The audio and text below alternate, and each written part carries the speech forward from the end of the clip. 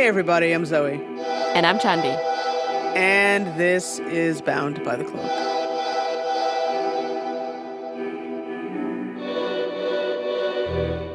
Every day, Dr. Samantha Stein sits across from people most of us could never imagine meeting: sexually violent offenders.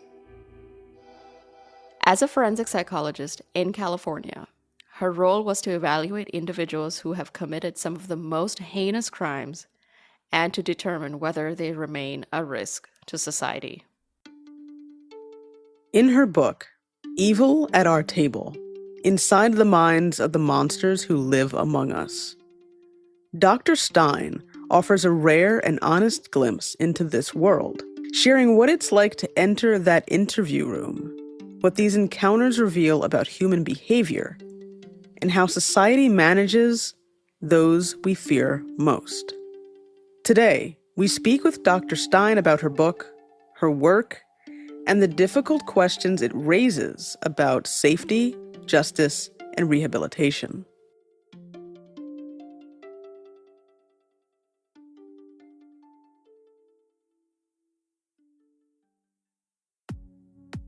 Dr. Stein, we're excited to have you on the show today. Can you start by introducing yourself to our listeners, telling us a little bit about your background? Yeah, my name is Dr. Samantha Stein, and I am a clinical and forensic psychologist. And I've worked in the field for about 30 years. So I started out actually wanting to work with victims of crimes. I worked with domestic violence survivors and sexual assault survivors. And when I went to graduate school, I thought that I would continue doing that work. And I did continue doing that work to some degree. But I never imagined that I would end up working with perpetrators. That wasn't what I set out to do. It was almost by accident that I ended up at a training program that had sex offenders there. And initially, I was concerned. I thought, am I going to have empathy for these people? What's it going to be like for me? Is it going to be traumatic to work with them? As I gained more experience, I actually learned that the line between victim and perpetrator was less clear than it seemed. In other words, most of the perpetrators were actually survivors of abuse of one kind or another. So it wasn't like working with perpetrators meant that I wasn't going to work with victims. And I want to be clear that not every victim becomes a perpetrator, of course, but the vast majority of perpetrators have been victimized in one way or another. Ultimately, I was surprised to find that I found it very rewarding to do the work and that I was good at it. And it ended up being, I was subject to the same messaging that most of us get, that these guys can't change, they're evil, they can't be rehabilitated, those kinds of things, and found that was not true. And as a supervisor said to me when I was at that training site, some of us get tired of pulling bodies out of the water, and we want to go upstream and stop them from going in. And that was probably one of the most rewarding parts of the work for me, was that it was prevention work. Just curious as to what drew you to forensic psychology as a whole. And then you talked about specifically working with sexually violent individuals, but yeah, what drew you to from clinical psychology to forensic psychology? What made you have that, not jump, but that specific interest? Well, I mean, it was really just experience. It was being willing to try something that seemed scary or I thought maybe I wouldn't like, but try it anyway. At that training site was the first time that I started doing treatment. And then I thought, this is really not only rewarding, and I feel good about the work, but it was fascinating to me. And so then I got a job working for a group that did more than just treatment. They also did evaluations for court. And so I started getting the experience there and found that to be really interesting work also. It was a lot of risk assessments. So there would be attorneys or parole agents or whoever it was that wanted to know what the level of risk this person was at. So I started doing those risk assessments. And then when you start doing risk assessments, it goes into the court system and you end up doing some testimony. And so it was just experience after experience that made me really think, okay, I've got a knack for this. It's fascinating and it's rewarding. And it just took off from there. And congratulations on your new book. Thank you. Evil at Our Table: Inside the Minds of the Monsters Who Live Among Us. Can you tell us a little bit about it and what made you decide to write this specific book?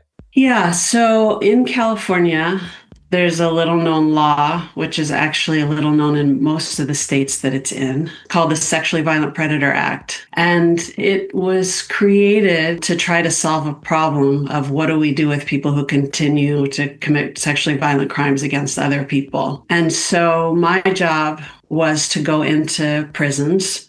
People would be up for parole, and I'd go to prison and evaluate them and determine their level, whether they meet the criteria of the law. And if they meet the criteria, if I find they meet the criteria and the other independent evaluator finds they meet the criteria, then it gets referred to the DA. And eventually somebody could be locked up in a mental institution indefinitely until they're deemed to be lower risk. So part of why I decided to write the book is because I wanted people to know about this, that this was happening, and be thinking about it together and having conversations about, is this the right thing? Because it raises this huge question of civil liberties versus community safety, right? How far are we willing to go against civil liberties to make us safer? And because the science is imperfect. And so that was part of it. I think also the other part, because I do talk about treatment in it, and I do give a very wide range of what an sex offender looks like. I was hoping to humanize the population to a degree. And I make it clear in the book that I know what a psychopathic offender looks like. So I'm not looking at this population through rose-colored glasses, but it's a very huge population and very varied. And these are human beings. And so we tend to paint them all with a broad brush, those people, without actually knowing who they are and what they look like. So I wanted people to have more insight and information about that, again, to change the conversation. And especially because if we're going to create safety, we should do it in an informed way, not a reactionary way. Oh, those people are evil and I'm scared of them and let's do this. But instead, who are these people? Why do they do the things they do? And then let's think about prevention and safety from that point of view. That's really important to, I think, just start with the basics. So, what exactly is a sexually violent offender? So sexually violent offender is actually a very specific kind of sex offender, right? If you look at sex offenses, that can range from anything from somebody who gets indecent exposure for peeing in an alleyway outside of a bar to somebody who's a serial rapist, right? And everything in between. So a sexually violent offender is somebody who uses force, violence, duress, menace, or fear to commit a sexual offense, or the victim is under the age of 14 because we assume that it's just sexually violent when they're children, period, because children can't really consent to participate in such things. So that's the definition. And in the law, that's a very specific kind of offense. And to meet the criteria for this law, they have to have committed at least one of those types of offenses. So like the example I gave of somebody who has indecent exposure for peeing outside of an alleyway, outside of a bar, that's not someone who used force, violence, duress, menace, or fear to commit their sex offense. Yeah, we're talking about the bad guys here. Right. We're talking about people who really harm. Now, indecent exposure could really scare somebody or make somebody really uncomfortable, right? So I don't want to minimize that offense, but it's typically not traumatic in the way a sexually violent offense is. And you've mentioned like a psychopath being someone who would commit one of these crimes. In the book, you also kind of discuss other types. You had a sexual sadist and then a few other things. So if you could just kind of tell us briefly what the general difference is.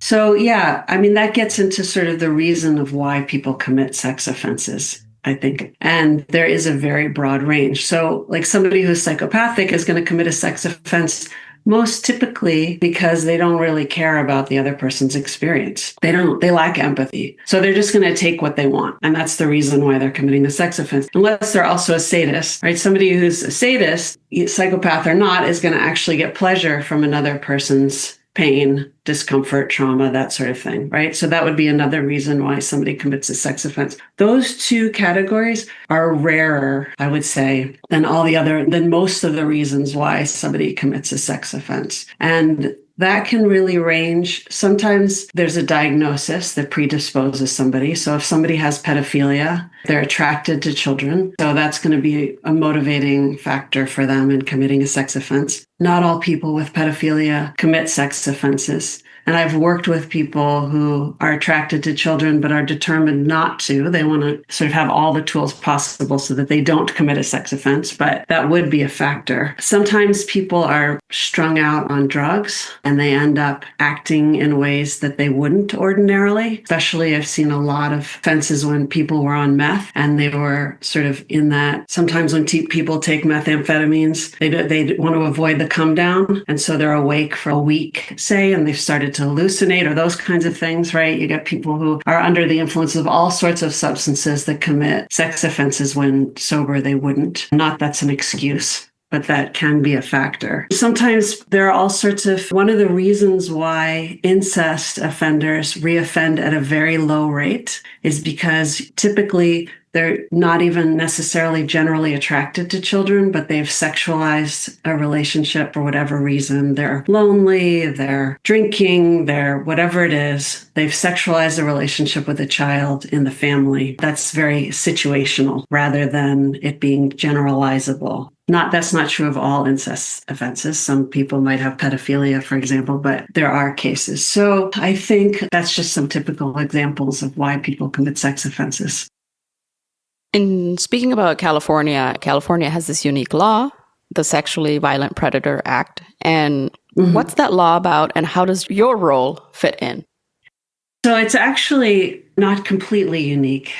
There are a number of other states that have them and the federal government has it, but each one is worded differently. So in California, the Sexually Violent Predator Act, basically before someone is released, they've served their prison sentence. So let's say someone is sentenced to 7 years for whatever crime they've committed, and they get flagged because they've committed a sex offense, and they get evaluated. So before their release date, 2 evaluators are sent out independently to answer 3 questions. The first one is, have they committed at least one sexually violent offense? And actually, it used to be 2, and then they changed the law. They amended it to be 1. And the reason they amended it to be 1 is because they were finding that even though people were only convicted of 1 offense, they had 6 arrests for violent offenses and reports and these kinds of things. And so those people were kind of flying under the radar. So at least 1 sexually violent offense conviction. They have to have a diagnosis that would predispose them to committing criminal and predatory acts. And then the third one is, are they likely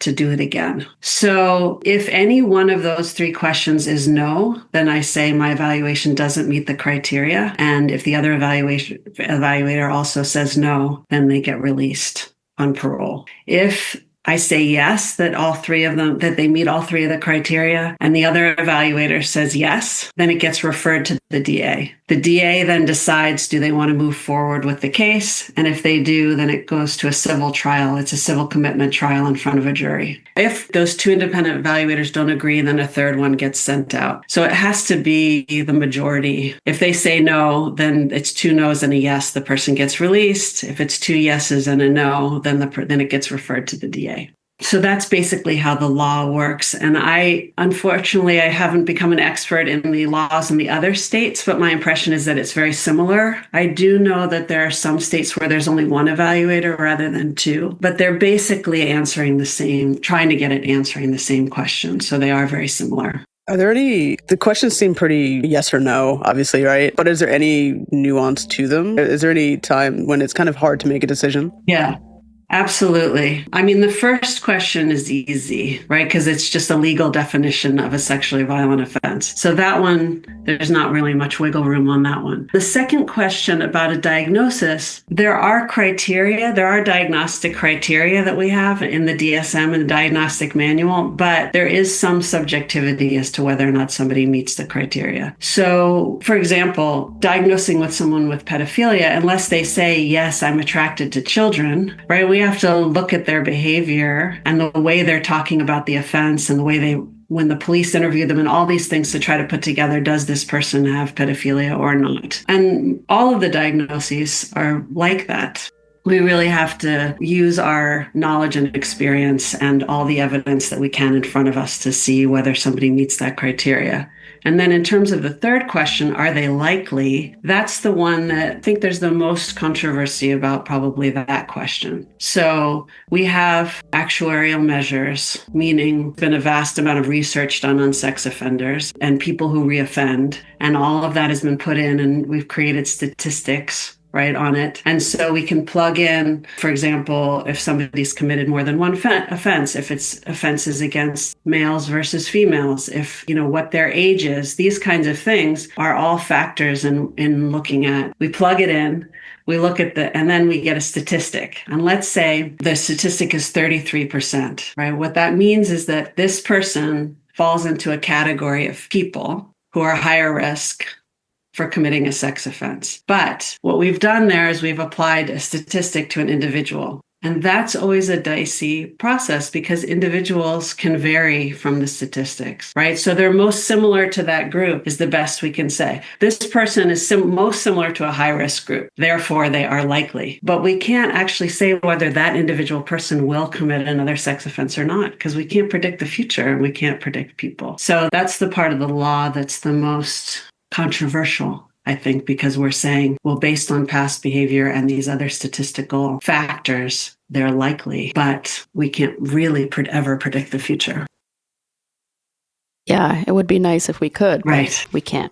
And as a professional, when you're doing these evaluations and when you're talking to the offender, how do you know when they're telling the truth or not, besides having knowledge of evidence or testimonies of the survivors? Yeah, I think that's a great question. I have a lot of training in that regard. There's been training developed for people to be able to sort of look at micro expressions. I've done that training.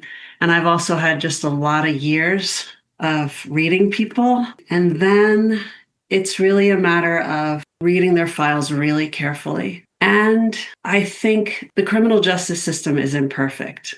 Right? We know that. And so just because somebody has been convicted of an offense doesn't mean that we can say beyond a doubt that person has committed the offense. But if somebody has a string of offenses against people who don't know each other, then we can sort of start to say it's highly unlikely that this person is going to be convicted of 3 different rapes from 3 different strangers, 3 different times and places, and that was just the criminal justice system not doing them justice. I think it's a matter of all of those things. The other thing is, part of my job is becoming good at catching people while I'm interviewing them at contradicting themselves. And so that's also another way where I might say, okay, well, you just said that, but you told me that before, and seeing how they respond to that. Because oftentimes then somebody will say, oh, well, yeah, I guess I wasn't being totally truthful. And making people really as comfortable as possible in the interview room so that they do. I've had people admit to things that weren't even close to in their record. There was one guy who was arrested once and convicted once of breaking into a house and raping a woman. And during the interview with me, he admitted that there were at least 30 other times that he had done that. And that was not in his record. But that was something that just had to do with how comfortable I was making him in the interview and that he just told me.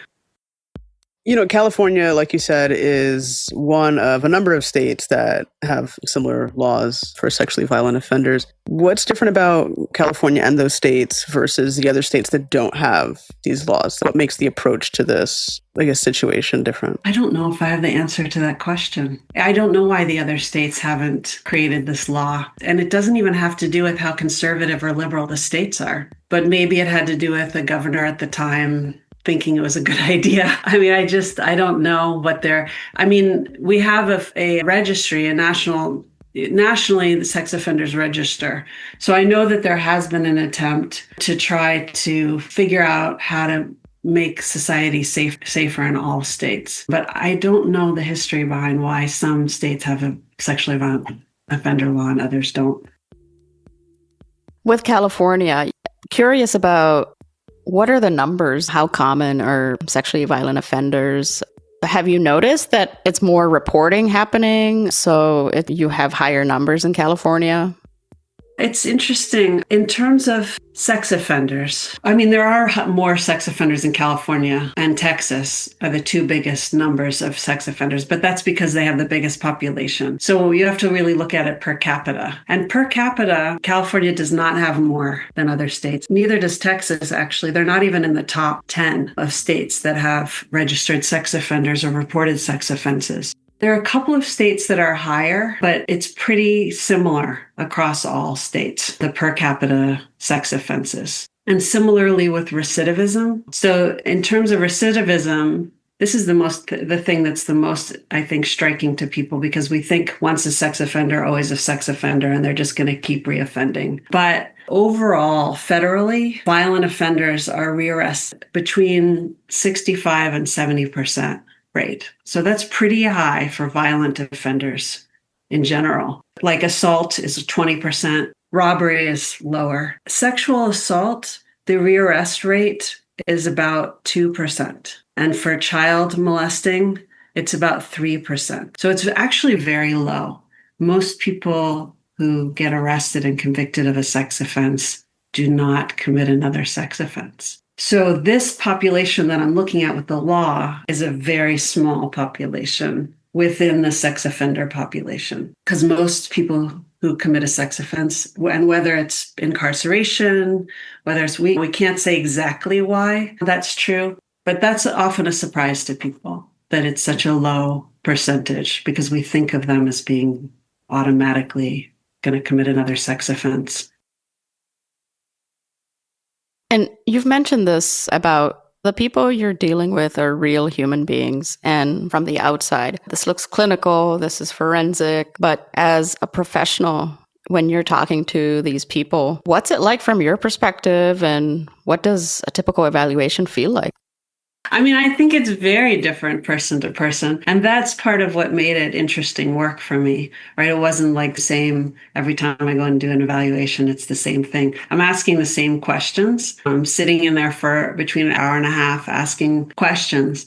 But the person sitting in front of me is so different from the last person who sat in front of me. Sometimes it's a bit harrowing. And in the opening scene of my book, I picked somebody who was, I could pretty confidently say, psychopathic. And, even though there are safeguards in the prison, like I have an alarm with me and there are correctional officers that are nearby, I have to tread carefully when I'm talking to somebody who's assaulted many women and seems to have no empathy for their experience at all and is kind of lying their way through the evaluation.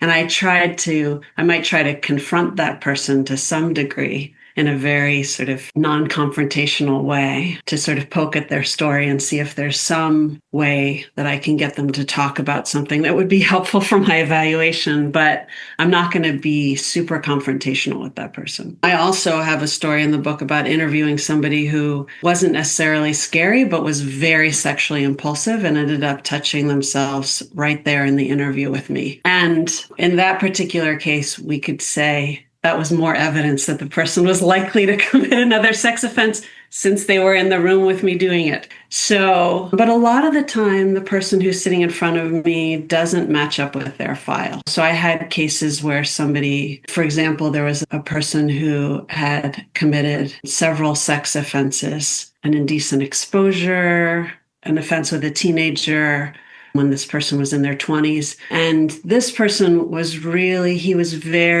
he had just recently received a diagnosis of autism, but he felt like had a history of being really socially awkward, not being able to read people well. And from his point of view, had misread situations. He had gone to lunch with a coworker and thought maybe there was something there and sort of tried to make out with her when she was not open to that. And I'm not saying his diagnosis is an excuse, but he felt very badly for what he had done and ashamed. He was ashamed and embarrassed.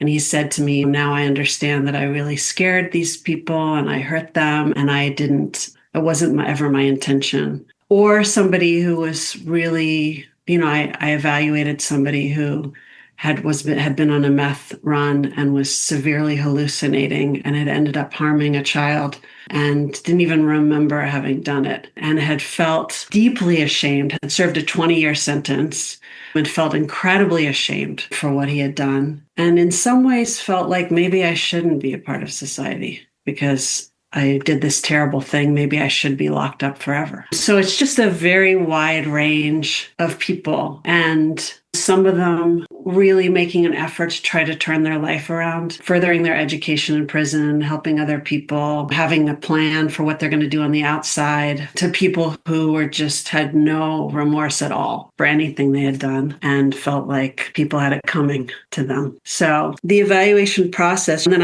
I read through all the police reports, all the files in prison, their prison behavior, everything, do the interview, and then I have to go home and write up a report that's typically 20, 25 pages and sift through all of that and make sense of it and figure out whether or not they meet the criteria.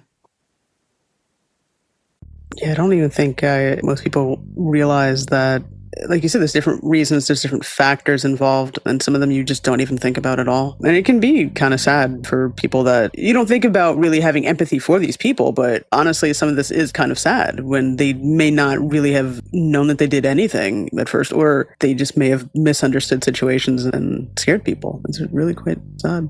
For you, from the first time that you ever walked into one of these interview rooms or up till now, how has that changed for you? What was it like walking in the first time? Do you still were you nervous? You still get nervous? How does it feel? I mean, the first time I walked into a prison, it was definitely a memorable experience because the way I envisioned a prison to be versus the way it actually is was very different. And there's a wide range of what prisons are like. Some of the older prisons are very different from the newer prisons. Like the first thing that really surprised me was how once I was through, there's like a double gate. So you have to put all your things through the metal detector, walk through the metal detector, and then they open one gate and everybody walks into that area that closes behind you, and then they open the second one, right? That's obviously for security. And then once you're in there, you're just walking around in the prison, and so is everybody else. That was a big surprise to me. I did not expect to walk through the prison yard when there were inmates who are in the prison yard doing their thing, working out, or walk down the hallways next to them. That was a big surprise. And I definitely felt vulnerable. And I don't think that level of vulnerability has ever gone away completely, just because it's a confined space filled with people who've harmed other people. And most correctional officers now are required to wear protective vests, and I didn't have one. I think I became more and more confident navigating my way around prisons and in the interviews also, but I don't think I always have some level of vulnerability in that situation, aware of something bad could happen. That said, I don't know that I feel more vulnerable there than I would sort of walking around downtown at night. And being a female-bodied person in the world, there's some level of vulnerability all of us generally feel in situations that we're on alert. Prison was both more scary and less scary than I imagined. It ended up being almost mundane in certain ways to walk through prisons. Just like the people who work there, it's their job and they're interacting with other human beings. And at the same time, there were times when I would be walking a mile through a prison to get to the other side where the interview was, and walking through a yard and just thinking, wow, I'm here by myself walking through this yard. But everybody was very polite with me. I never had any incidents where I felt I was physically threatened in some way. That's good. We've talked about empathy a little bit, and we'd love to know, how do you balance empathy for that person in front of you versus any responsibility you feel like you may have to protect public safety? Yeah, I mean, I think it's the same question as when I'm treating somebody, as evaluating somebody. And I think that the answer to that has to do with accountability. So I may have empathy for a human being and their human experience. And at the same time, I don't ever stop holding people accountable for what they've done. So both can be true, right? You've done something that's really caused harm, and you're a complex human being. You have feelings, you have a history, you have your own experience. And holding both of those, I think, is super important. I don't think our society does a great job of holding both to be honest. I think that we tend to either fluctuate between one or the other, like having too much empathy. I don't know if too much empathy is the right way to say it, but sort of excusing what people have done because we have empathy for them, or seeing what somebody's done and saying that's all that they are. And so I think that it was really an integral part of my job. And maybe it's an integral part of who I am, to be able to see the human being and have empathy for them, if their abuse history, the trauma that led them to where they are, their experience is in the world, the grief that they may be facing of not going home to their family, whatever it is, and saying, well, all of that is true, but this is also true. You've done these things. You have this diagnosis. You keep doing these things, even though you get arrested or imprisoned. And it's not safe for you to be out in the world until you can get the treatment you need to learn how to be different in the world. I think we talked about a couple of them, but what are some of the most common misconceptions the public has about violent sex offenders, or just sex offenders in general, and their risk to society? The first one is stranger danger. I think most parents tell their kids, like, don't talk to stranger, don't get in a car with a stranger, those kinds of things. Most sex offenses are not committed by strangers. They're committed by somebody that somebody knows. Now, knowing them could mean that you just met them. If you're out in a bar and you are talking with somebody, they're no longer a stranger. So I don't want to make it seem like somebody you just met couldn't commit a sex offense. But in the book, there's a part where my youngest child wants to go play in the playground by themselves, and it's only a block from the house. And I sort of think to myself, okay, that makes me worried. As a mom, I feel protective.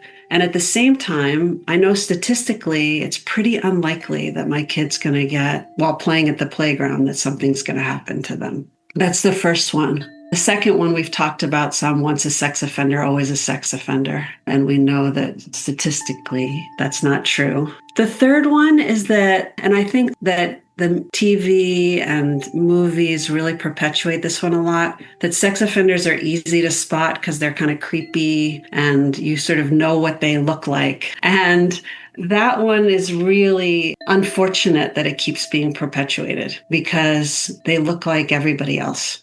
And there isn't any, when we look statistically at sex offenders, there's no race, ethnicity, religion. There's no like typical sex offender. They don't look a certain way. They look like everybody else. That's part of where the title of my book came from, Evil at Our Table, because it's really like people who sit with us. They eat with us. They're part of our lives. Another one is that most sex offenders are pedophiles.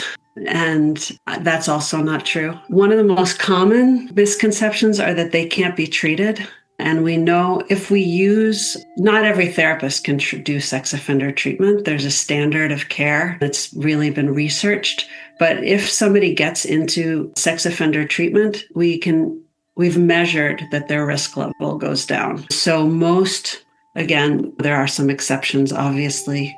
If I'm treating somebody who is a psychopath, they don't respond well to treatment. The only way to help prevent somebody with psychopathy from committing another sex offense is to try to make it of benefit to them. In other words, okay, let's talk about life is probably better on the outside than the inside. So let's talk about how you can stay on the outside and by not committing more sex offenses. But most everybody else really responds to treatment. Treatment can lower risk. And then the last one, a common one that I could think of, is that all sex offenders are men. And I would say that the vast majority of them are men, but not all. There are female sex offenders. And there are some sensationalized cases that we see on the news sometimes, but they certainly exist as well. It's very rare that they would make it to the level of sexually violent predator. I think the whole time I did that work, there was only one woman who got evaluated, but that doesn't mean that there aren't female sex offenders, because there are. I mean, look at Ghislaine Maxwell, right? Was just in the news again. I'll mention too, oftentimes when people come out of prison and they're registered sex offenders, there's rules about where they can live, for example. They can't live within a certain number of feet of a school or a community center or any playground, these kinds of things. And That's really a tricky rule for them because what we know statistically is that when people are stressed, they're more likely to reoffend. And so if you put somebody out there and they're trying to find a place to live, and every place that opens up is within a distance of that they can't live near, and they end up homeless or couch surfing or whatever it is, and they can't get a job, right? And they're just have a huge amount of stress, then are we actually making society safer by those rules? Or are we creating a situation where we're making ourselves less safe because we're putting somebody under a huge amount of stress that raises their risk level? Or these people can't live within a school, even if they haven't committed crimes against children, right? So then why are we? Yeah.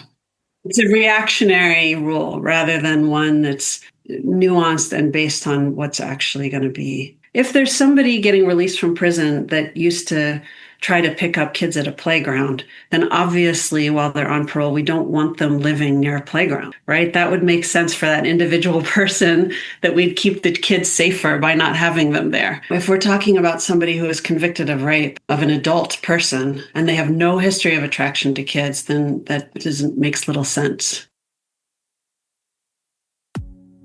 We're talking about some heavy topics, and you've been doing this for many years, so I imagine it could wear on a person, but you seem strong.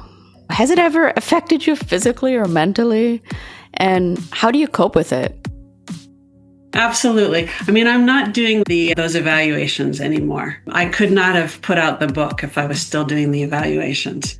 I think there's no way to do the work without it affecting me or the people who do the work. And I even talk about that in my book also, that early on, I was talking with the supervisor at that first training site, and I said, how do you not let this affect you? And he said, oh, it's going to affect every part of your life. He was just flat out clear about it's going to affect you psychologically, emotionally, sexually, relationally, all of it. And I would say some of that was difficult and some of it was really positive.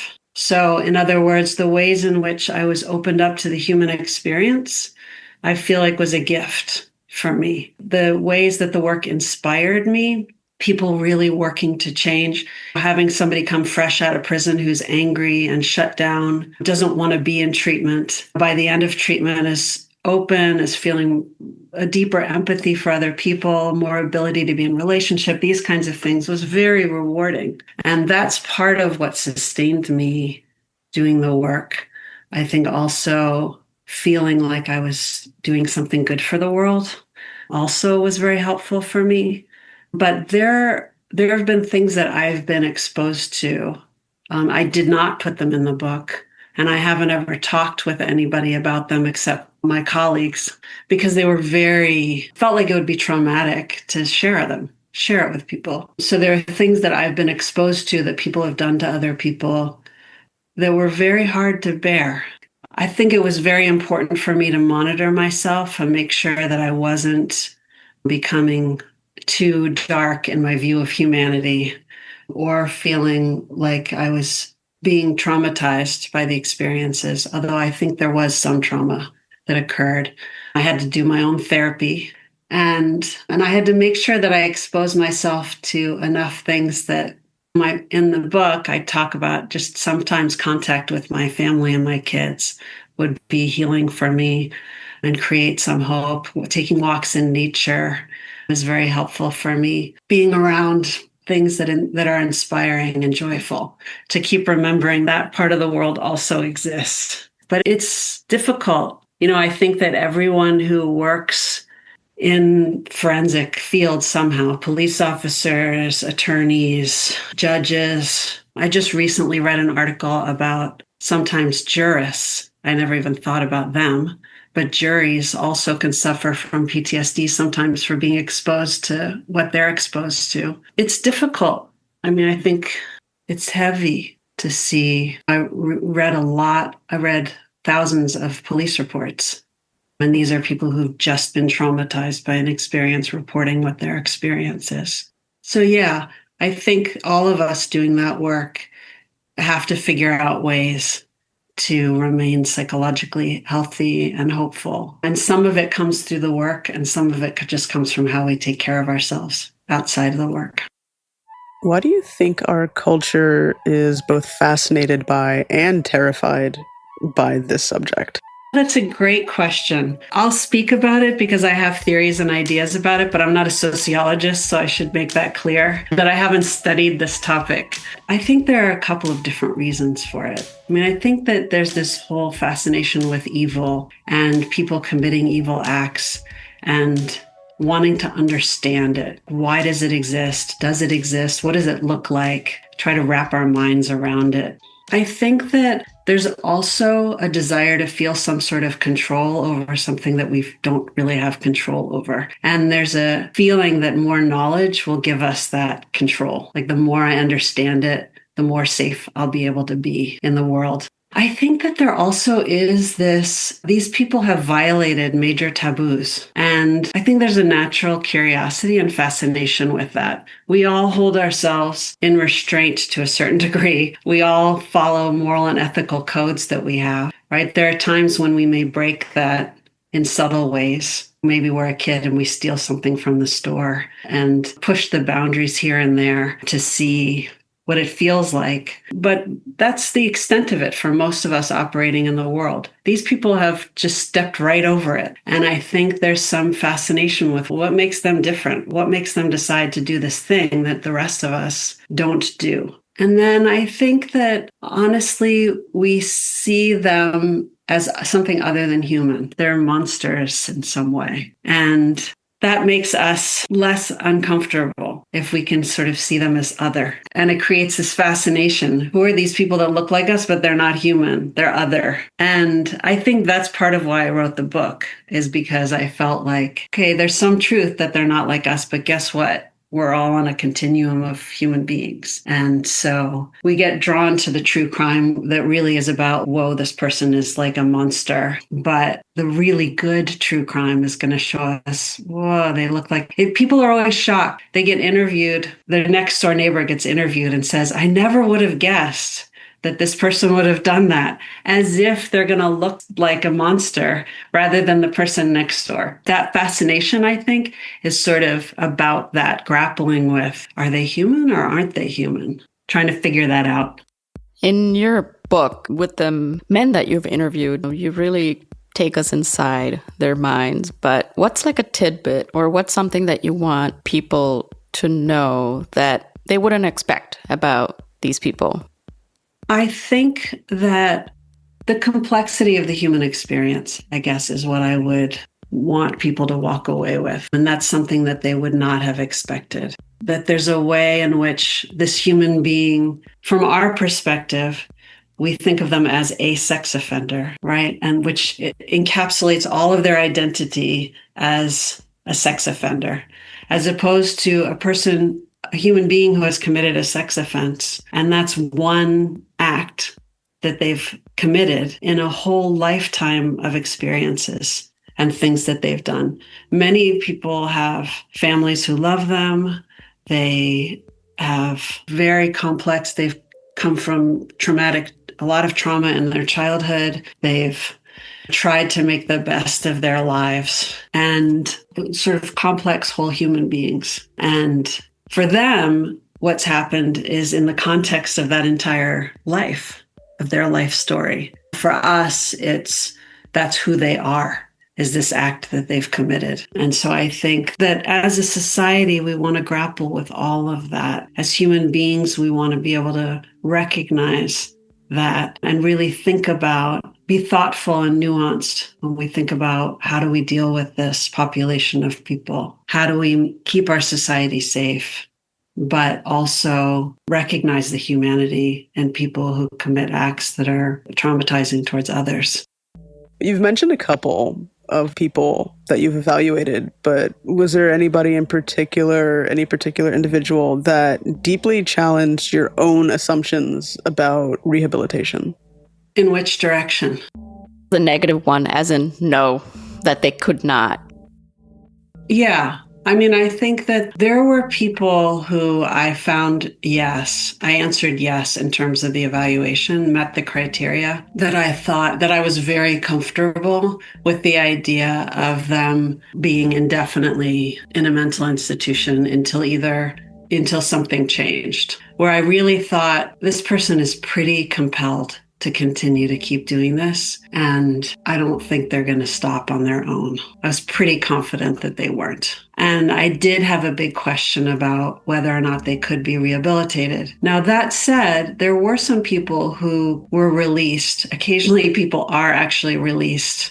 And I worked with a couple of them, and I was really impressed by their determination not to commit another sex offense, by how much they had learned and how hard they were working. But there were some people that I thought, from everything I know and from doing the work for as long as I have, maybe that change would be that they become too old to commit sex offenses or whatever it is.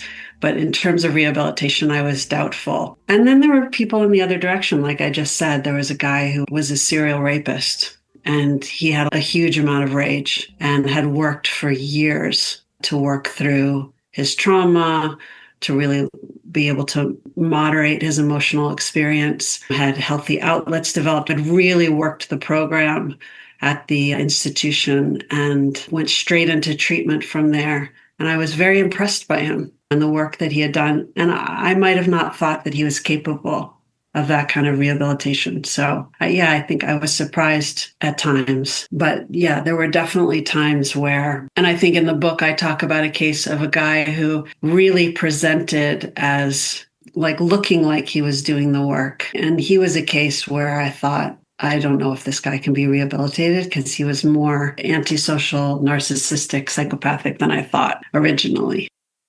How do these people who have committed these offenses view themselves? Is their self-perception quite different from how society views them? Yeah, I think definitely. I mean, obviously there are the people who don't care how anyone views them. But those people aside, people who commit sex offenses are just as aware of the stereotypes and negative views of society as the rest of us are. For a lot of people who commit sex offenses, there's a real feeling of shame, but also that the society is going to view them as these monsters. And that's not how they see themselves. They see themselves as having made a mistake. They screwed up, is another way of saying it. I don't want to minimize it, because many of them will see that as a terrible mistake that they made. But in the context of their life, they're like, oh, I did that thing and it was terrible and I paid the price and I'm never going to do it again. And that's behind me. That's in the past. That's not part of who I am today.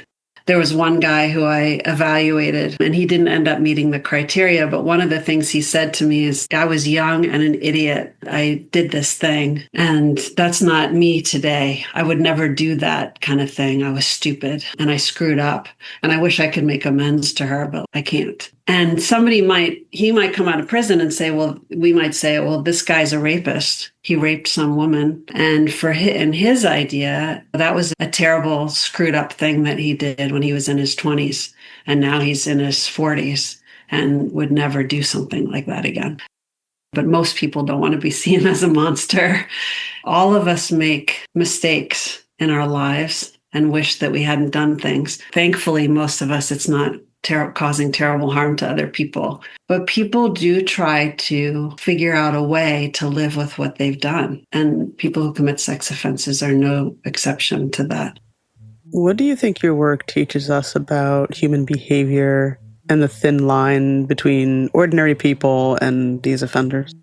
I think what the important takeaway from my work is really that if we continue to stereotype, ostracize, and demonize people rather than seeing them as human beings on the same continuum as us, ultimately, we're not really going to be able to appropriately address and prevent sexual abuse from happening. So there's sort of the effect on the people who commit them, but there's also ultimately a bigger effect that if we want to create a safer society, if we want to affect true prevention, we're going to want to look at traumatizing children and what that does. We're going to want to look at creating programs. There's a program that I heard about years ago in Germany where people who are afraid of committing a sex offense could go and get free treatment. They could go and get free treatment without fear of being reported. And I thought, what a great idea, because I get contacted by people who've never been adjudicated. They've never been arrested. They've never committed a sex offense, but they seek me out specifically because they're afraid to go to any old therapist. They want somebody who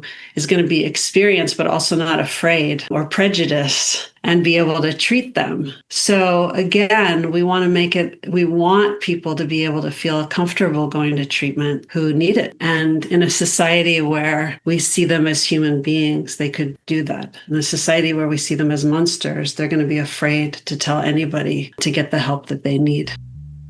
What can communities do to help support prevention? I mean, I think there's a lot of things that could happen sort of on a legal level in terms of laws that would actually be helpful. But certainly getting the right kind of education to parents, to people in general, in terms of what to watch out for. What are like the actual things that make somebody higher risk of committing a sex offense? What should children actually pay attention to? That it might be somebody that they know, that they should, if they feel uncomfortable, they should talk to somebody, even if they don't think that person has done something wrong, even if they love or care about the person or respect them. That people with pedophilia actually are very good with kids most of the time. They relate to kids. That's why you see them as good teachers, coaches, these kinds of things, because they're actually good with children. And that's not something that usually people think about. So I think having more factual knowledge would help make communities safer. I think this is a tough one, but if there's a way that sex offenders could come out of prison, go directly into treatment, if it was mandated that they go into treatment, and that as a society, we could figure out a way to reintegrate them back into society. And that's true, I think, of a lot of different crimes, not just sex offenses, that a lot of recidivism happens because we don't have a good way of rehabilitating people and reintegrating them. And that would definitely help make our society safer across the board, but with sex offenses as well. And if you could leave listeners with one insight about sexually violent offenders and about society's response to them, what would it be? I think it would be that while there's a tendency and a desire to deny the humanity of people, of criminals, because of what they've done, what they've done often feels inhuman to us, which is why we dehumanize them. The fact remains that they are, in fact, fellow human beings.